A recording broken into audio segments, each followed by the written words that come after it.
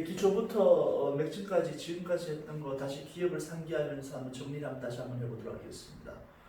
우리가 기초 수지침에서 기본적으로 배웠던 과정들을 정리를 해보면 기본적으로 진단법과 치료법이 있죠. 그래 진단법에서는 상응점 진단 그리고 오지 진단. 오지 진단은 엄지손가락부터 1지, 2지, 3지, 4지, 5지, 간, 심, 비, 폐, 신장을 중심으로 한 오지 진단법. 그리고 이제 우리가 아직은 짚고 넘어가지 않았지만 체질 진단법까지 해서 기초에서 이야기하는 진단법. 그리고 치료법에서 기초반에서 이야기하는 치료법은 우리가 크게 나누면 상응점 치료 그리고 기맥요법을 활용한 치료법이 있습니다.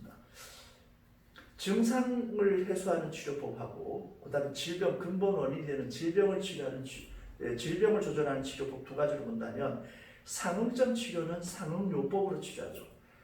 그리고 상응점이 발생되는 그 근본 원인은 바로 육장육부의 허실에서 비롯되는데 장부의 기능을 조절하고 강제적으로 허실을 조절하는 선, 그 선을 기맥이라고 합니다.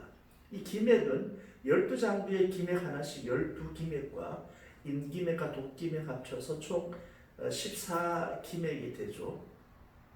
그래서 이 기맥을 자극하는 방법, 기맥의 명칭, 여기까지가 우리가 전반적으로 기초반에서 했던 내용인데요. 하나씩 살펴보도록 하겠습니다. 우선 12장부를 음과 양으로 나눌 때 육장, 간, 심, 비, 폐, 신, 심포 이 육장은 음에 해당되고 장에 해당된다. 속이 꽉 찼다. 없으면 살 수 없다. 이 특징을 가지고 있죠.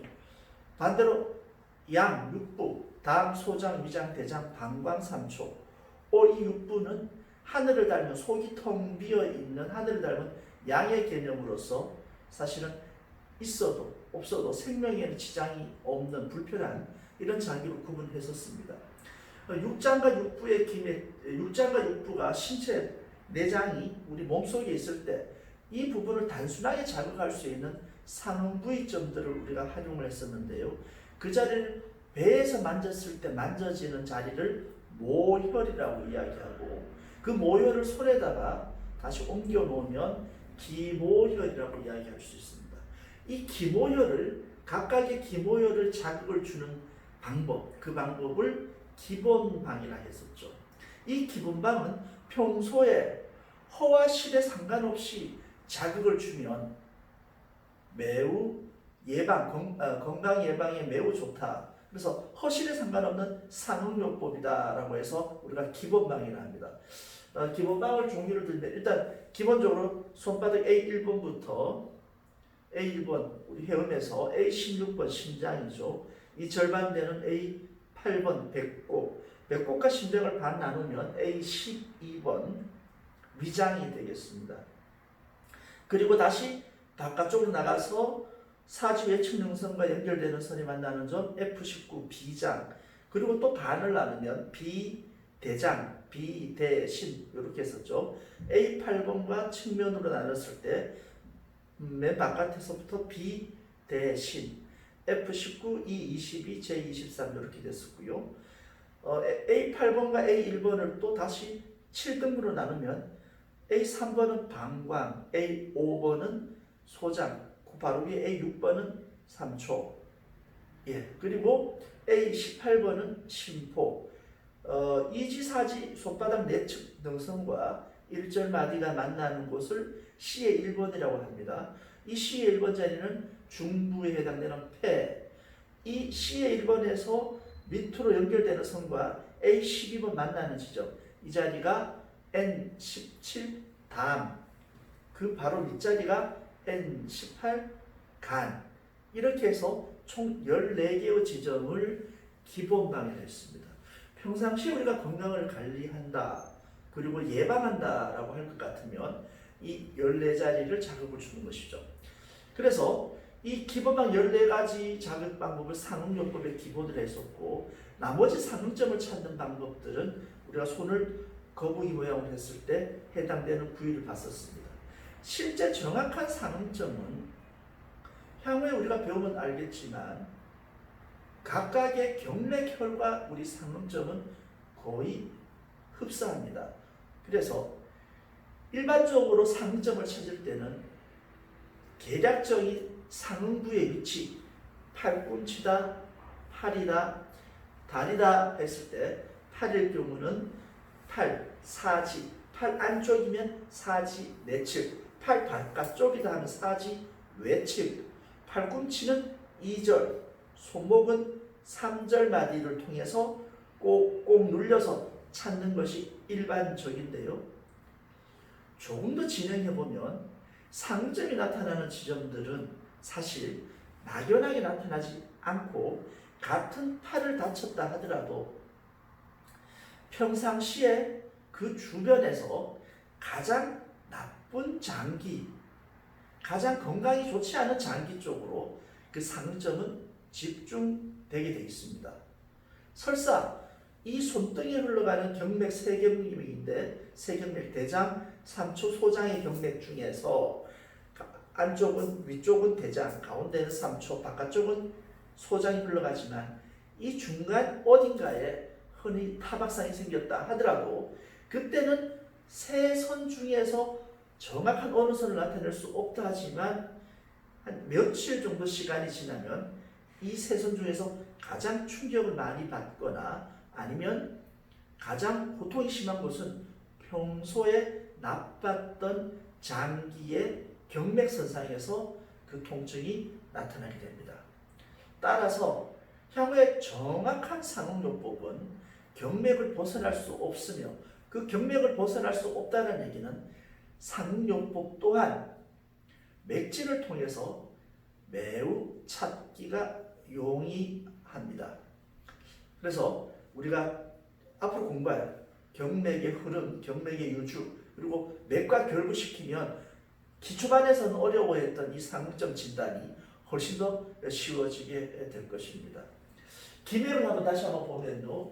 기맥은 일단 기맥의 명칭을 한번 살펴볼 때 14기맥은 하루의 일과 시작은 기계적인 시작은 자시부터 시작하지만 기운이 처음 발행되는 시간은 바로 인시, 오전 3시부터 시작된다 했죠. 그래서 인, 묘, 진, 사, 오, 미, 신유, 술해, 자축 이렇게 12시간을 한 장기씩 배당이 되게 되는데 우리 사람도 가장 생명이 먼저 시작되는 건 언제냐? 사람의 생명은 항상 폐기에서 시작된다. 몸이 태어날 때 생명이 태어났다 하지 않습니다. 생명이 태어났을 때는 호흡이 튈 때, 숨이 튈 때 사람의 생명이 마지막도 마찬가지로 심장이 멎을 때가 아니라 숨이 멎을 때랍니다. 그래서 생명의 시작과 끝은 항상 폐기, 보이지 않는 천기가 시작되는 영혼의 시작 폐기에서부터 시작되죠. 그래서 인시에서부터 C, D, E, F, G, H, I, J, K, L, M, N 이렇게 C부터 N까지 이 12장부의 기맥의 명칭이 되죠. C, 폐, 대장, 위장, 비장, 심장, 소장, 방광, 신장, 심포삼초, 당, 간 이렇게 놓고 보면 폐, 대장, 위장, 비장은 여기는 바로 우리가 이야기했던 공기, 생명삼조소, 두경요법에서 주장하는 생명삼조소로서는 바로 물기 조절 시간이죠. 물기가 조절되는 경맥을 말하고 심장, 소장, 방광, 신장은 바로 이거는 온기를 조절하는 시간이죠. 심포삼초, 당, 간은 바로 공기를 조절하는 장기가 됩니다. 물기를 조절한다는 것은 물기, 이 물기를 우리 몸에서 흘러갈 때 이 물기가 흘러가는 길은 음으로도 집중해서 흘러갈 수가 있고 양으로도 집중해서 흘러갈 수 있는데요. 이 생명삼조소가 음으로 집중되느냐 양으로 집중되느냐에 따라서 바로 육기로 분화가 됩니다.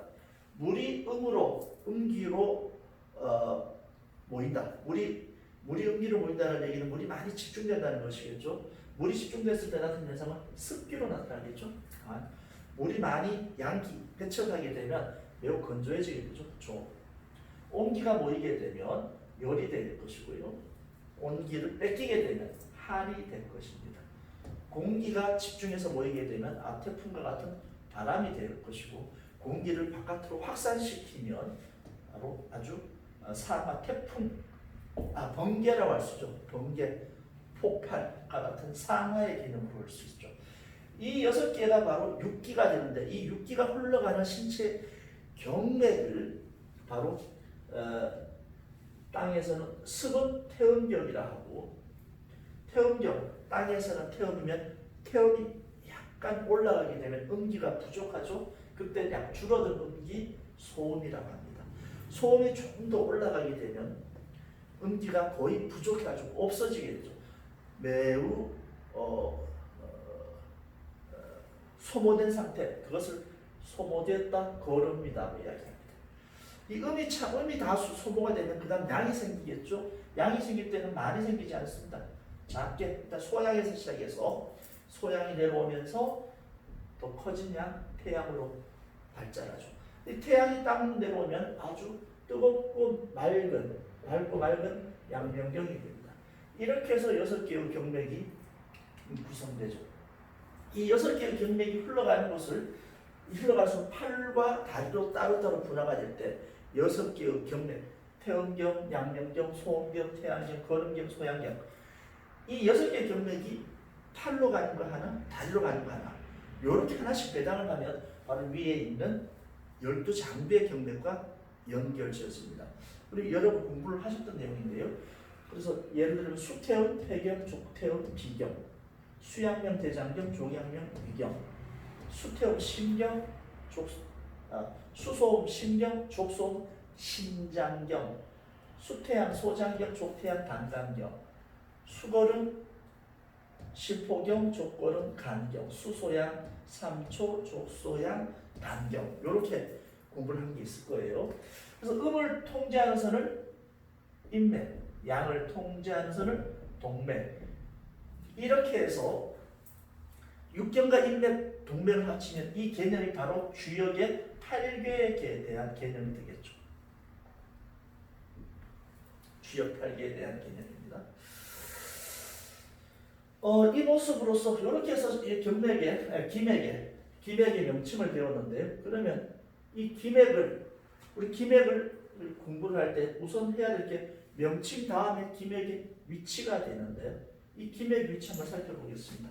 기맥은 오분에 흘러가는 경맥이 있지만 이 경맥의 위치를 살필 때 경맥을 일단 기준으로 삼아야 된다. 그래서 경맥을 기준으로 삼을 때 경맥의 흐름 원리를 본다면 아까 말씀드렸던 육장은 땅을 닮은 음이다. 육부는 하늘을 닮은 양이다. 그래서 육장, 땅을 닮은 육장, 여기서 음이라 하죠. 하늘을 닮은 육부, 이걸 양이란다. 그래서 육장에서도 팔을 담당하는 육장과 다리를 담당하는 육장, 그래서 팔을 담당하는 육장을 수삼장 이렇게 이야기할 수 있고요. 다리를 담당하면 족삼장. 육부도 팔을 담당하는 것은 수삼부, 다리를 담당하는 족삼부, 이렇게 할 수 있죠. 지기는 밑에서 있는 육장의 기운은 땅의 기운이 흘러가는 것과 함께 가니까 지기가 상승하는 방향, 밑에서 위로 상승하죠. 청기는 아래로 하강합니다. 아래로 청기 하강. 육부는 위장, 대장, 소장, 방광, 당, 삼초는 여러분 보시면 모두 다 음식을 먹었을 때 아래로 내려가죠. 그러나 육장은 동맥과 정맥이 위치를 상관없이 아래로 함께 올라가게 되는데요. 일단 육장을 보시면 육장은 지기가 상승하니까 기본적으로 다리에서 팔로 상승하게 되죠. 육부는 하늘에서 아래 오니까 팔에서 다리로 가게 됩니다. 이 팔과 다리는 우리 몸통을 지탱하는 발통에 해당되죠. 몸통에는 뭐가 있냐? 사람 그렇게 발통과 몸통을 나눈다면 앞발통, 뒷발통은 팔과 다리에 한다면 몸통은 위의 몸통과 아래 몸통이 있죠. 아래 몸통은 가슴이라 할 수 있고 윗 몸통은 머리라 한다면 머리는 위에 있으니까 양에 해당될 것이고 몸통 중에 가슴은 몸통 중에 음에 해당될 것이에요. 그러니까 육장은 음에 해당된 육장은 머리보다는 가슴, 흉부를 통해서 연결될 것이고 육부, 양에 해당되는 육부는 바로 머리 부위를 통과해서 서로 만나고 헤어지게 될 것입니다. 바로 이런 흐름의 원리, 이 흐름의 원리가 경맥의 유주 원리고, 이 경맥의 유주 원리를 우리 기맥의 위치로 살펴보면 될 것입니다. 일단 기초반에서 우리가 공부를 했던 우리 기맥의 위치는 실제 전반적인 부분의 기맥 위치를 다 볼 필요는 없고, 장부의 기능을 핵심적으로 조절하기 좋은 위치가 팔, 다리 중에서 완관절과 주관절 이하에서 가장 조절이 용이하다고 했어요. 그래서 굳이 복잡하게 보지 않고 바로 손가락 위치에서만 기맥의 위치를 살펴봤었죠. 바로 이런 그림이 기억날 텐데요. 3지, 4지, 5지, 5지, 4지, 3지 이렇게 해서 손바닥, 손등 이렇게 했었죠. 그림이 되네요.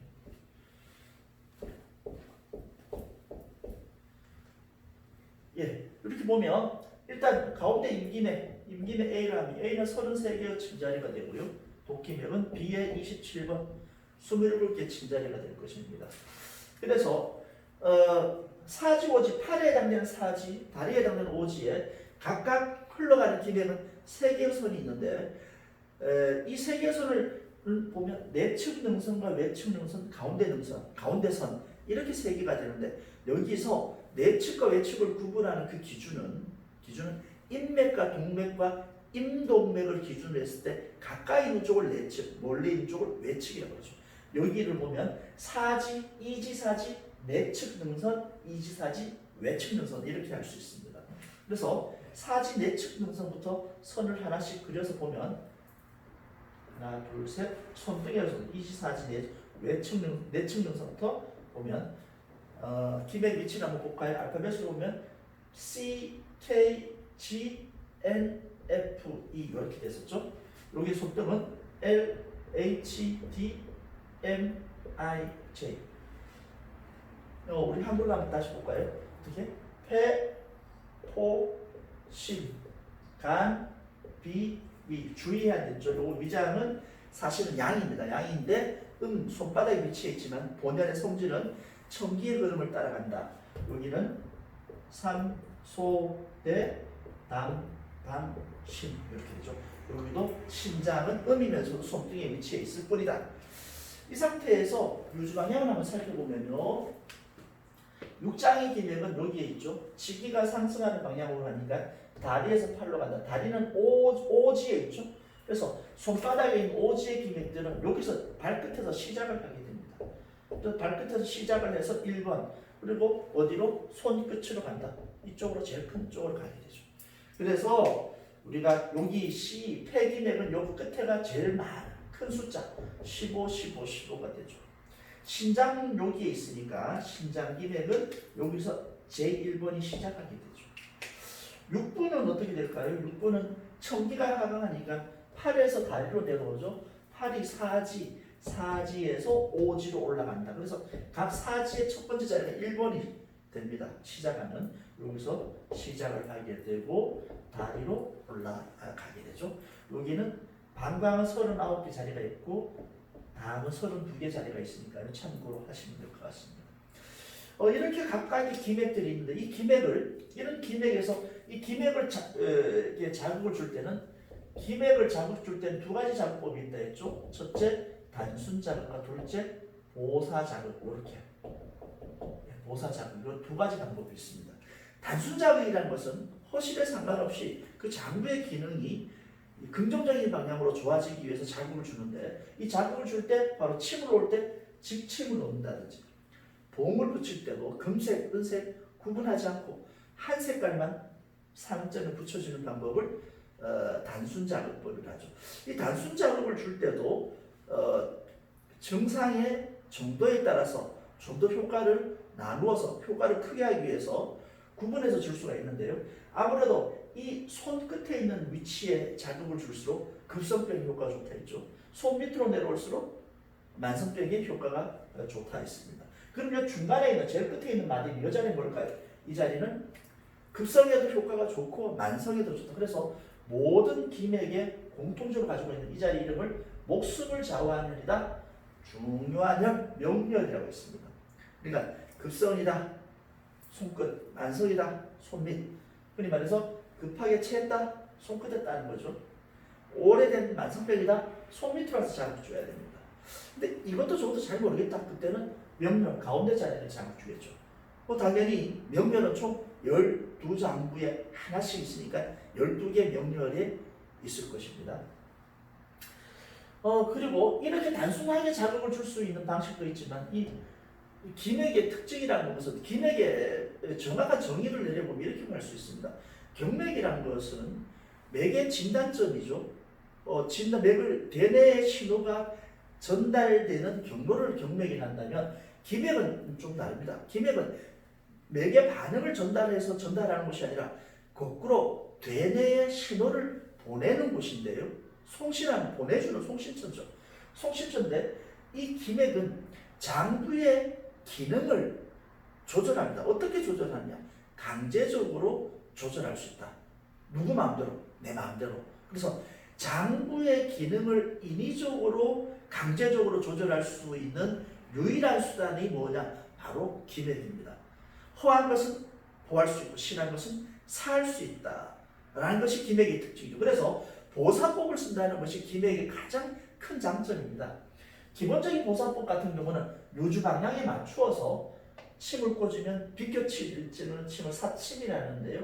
비껴서 찌르면 이건 보법, 가는 방향으로 일치하게 비껴 찌르는 보법, 반대 방향으로 비껴 찌르면 사법이 되겠죠. 여기도 마찬가지로 대장기맥이 손끝에서 밑으로 내려올 때 반대로 찌는 사법, 이렇게 하면 대장보법이 됩니다. 뿐만 아니라 여기서 이 보사법을 쓰는 건 침을 꼭 비껴 찌르는 거 말고도 상대적인 극성을 이용할 수가 있죠.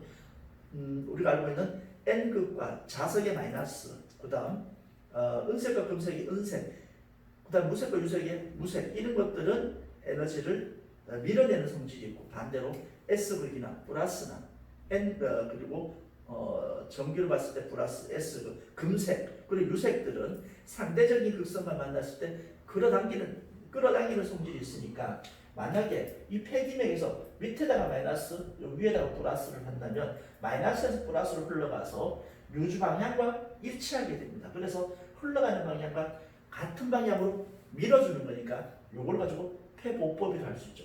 요걸 반대로 위를 마이너스, 밑에를 플러스를 하게 되면 바로 흐름이 반대가 되죠.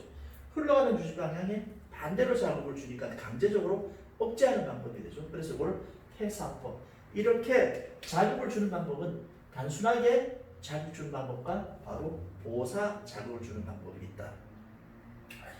그리고 좀 더 나아가서 이제 각 기맥의 가장 우수한 효능을 발휘하는 5개 혈, 요혈들이 있는데 그 5개 혈을 우리가 이름하여 오수혈, 이렇게 들어보셨을 거예요. 오수혈은 육장과 육부에 따라서 위치가 일단 다르죠. 육장의 위치는 손끝 1, 일단 오수혈의 명칭부터 다시 살펴봐야 되겠네요.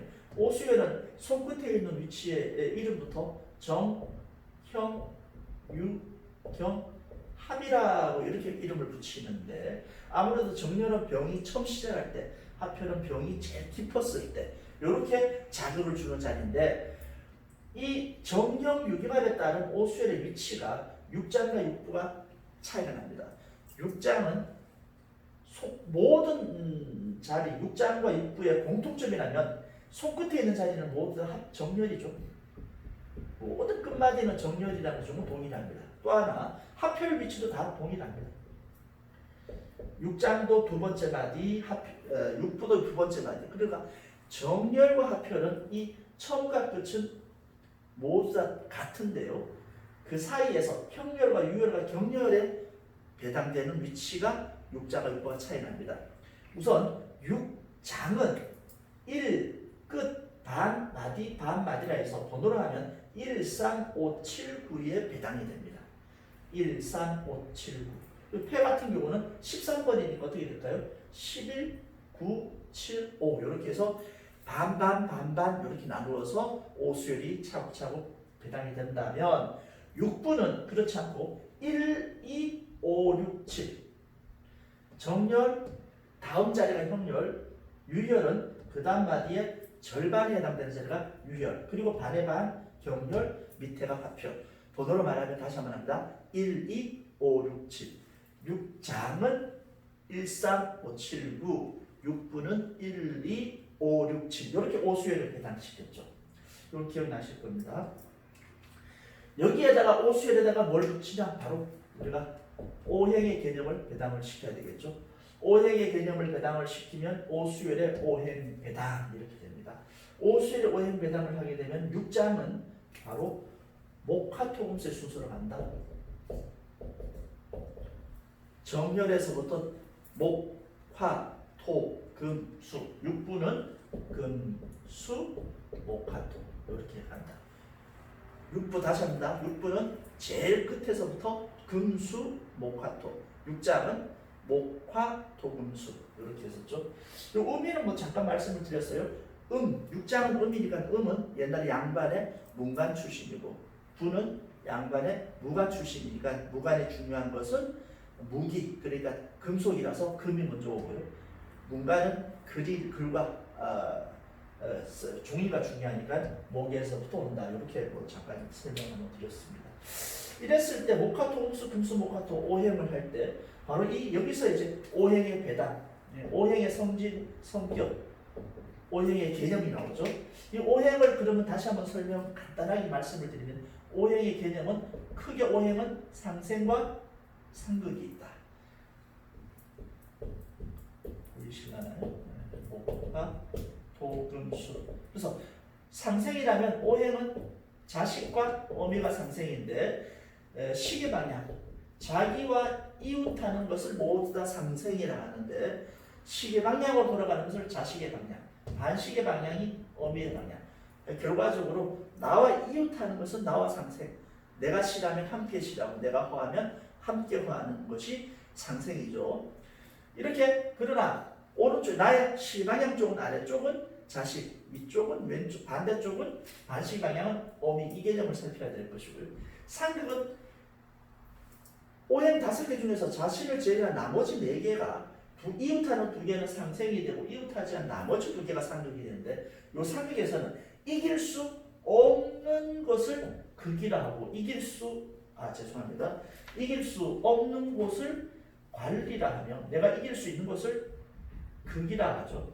그래서 관과 극으로 나눴는데 이 관이라는 것은 자기가 도저히 이길 수 없는 것이니까 목에서 봤을 때는 금을 이길 수 없죠. 목이 제일 만만한 것은 목극토, 토를 만만하게 보죠.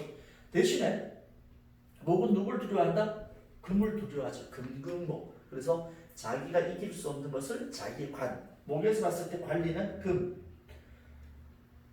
목의 극은 토, 목극토, 금, 목외 금 이렇게 하죠. 여기서 보면 목은 토를 이길 수 있고 목은 두려워한다. 누굴 두려워한다? 금을 두려워한다. 이렇게 해서 그래서 좀 정리를 해보면 나의 오른쪽 다시는 시계방향 쪽은 자식, 반시계방향 쪽은 어미, 할머니의 자리는 관리, 손자의 자리는 요 네 자리가 되겠습니다. 오늘 여러분 다시 한번 성격과 다시 한번 보시면 되겠습니다. 그럼 이것을 이용해서 우리가 뭘 했냐면 바로 오치처방이라는 것을 썼는데요. 오치처방 왜 쓰느냐? 오치처방은 역사적으로도 한국 전통의 의학이다. 한국 전통의 의학이라면 한국 전통의 의학의 특징이란 뭐냐? 중국 의학의 특징이라면 증상을 위주로 치료한 것의 특징이라면 한국 전통의 의학의 특징은 장군원의 근간을 뒀죠. 그래서 이 오치처방이라는 것은 사암노인이 그 뿌리를 만들어서 처음으로 실천해서 처방을 만든 아주 중요한 내용입니다만 이 오치처방 핵심이라는 것은 보사법이라는 것은 보를 할 것을 사를 하거나 사를 할 걸 보하게 되면 부작용이 생기죠. 위험합니다. 효과가 빠른 반면에 지속된 힘이 부족하면서 위험성이 있지만 오치처방은 허할 때 정방, 실할 때 승방을 쓰는데 써야 될 정방을 승방으로 다시 썼다라고 해서 효과가 덜할 뿐이지 부작용이 있는 건 아니다. 매우 안전하다는 점이 장점입니다. 안정성이 있고요. 두 번째는 본치법. 다시 말해서 그 증상에 대한 장부의 근본을 치료할 때는 바로 오치 처방이 꼭 필수다. 근본에 적용할 때는 오치 처방을 꼭 써야 한다. 이런 점에서 우리가 오치 처방을 이해해야 되는데, 오치 처방은 허할 때 정방, 실할 때 승방. 정방을 쓸 때, 허할 때는 어떻게 쓰느냐? 바로 자신의 배고픈 사람은 그 어미를 도와줘야 된다. 허측 보기보의 개념이었죠. 그래서 어미를 도와주고, 그 다음에 승방은 자식을 죽여라. 그래서 실측 사기자. 그러면서 관리를 함께 해줘야 되죠. 그래서 정방은 허측 보기모, 허측 사기관, 줄여서 보모 사관 이렇게 하고요. 승방은 실측 사기자, 실측 보기관 해서 사자 보관 이런 말을 해서 썼습니다. 그래서 실제 오치 처방은 6장에 대한 5행에 대한 오치 처방과 6개에 대한 오치 처방이 구분됩니다. 그래서 기초반에서는 정방, 승방만 배웠지만 앞으로 공부할 것은 정방, 승방에 대한 개념, 그리고 나머지 변방에 대한 개념을 배울 것이고, 6기에 대한 처방, 6기에는 뭐 있죠? 풍방, 열방, 습방, 조방, 한방, 이렇게 해서 6기에 대한 처방까지 한꺼번에 총 정리를 할 것입니다. 바로 두경요법에서 처음으로 공개하는 것이 되겠죠. 예, 기초반에서 공부했던 내용들이 대략적으로 이 정도 됩니다. 이걸 이용해서 우리가 이쪽으로 다시 한번 쭉 넘어오면요, 바로 육경이 흘러가는 경맥이 바로 생명 3요소, 생명 3요소가 바로 물기, 온기, 공기가 내 몸에 흘러가죠. 내 몸에 흘러갈 때 이 음양을 중심으로 해서 내 몸에 에너지가 흘러가는데, 사람은 불완전한 생명체죠. 태어나는 그 순간부터 일단 불완전하게 되어 있습니다. 그 불완전하다는 것이 사실 나쁘게 보는 게 아니라 가장 안전하다는 것과 안정되어 있다는 것은 활동력이 없다는 내용이에요. 그러니까 안정되어 있다는 것은 발전이 없다는 것이고, 불안전성은 발전과 변화의 추동력입니다. 그래서 사람의 발전력과 사람의 변화, 생명의 발전은 바로 이런 불안전성이 있는데, 이 불안전성이 끝나고딴 얘기는 변화가 끝났다는 얘기니까요.